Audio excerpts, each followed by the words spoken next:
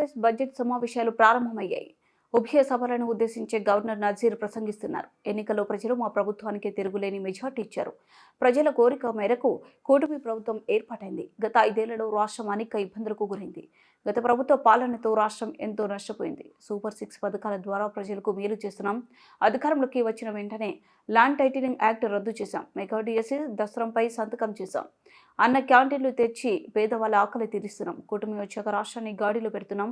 మా ప్రభుత్వం వచ్చాక తలసరి ఆదాయం పెరిగింది. అవకాశాలు ఇస్తే ప్రతి ఒక్కరూ మెరుగైన సేవలు అందిస్తారని నమ్ముతున్నాం.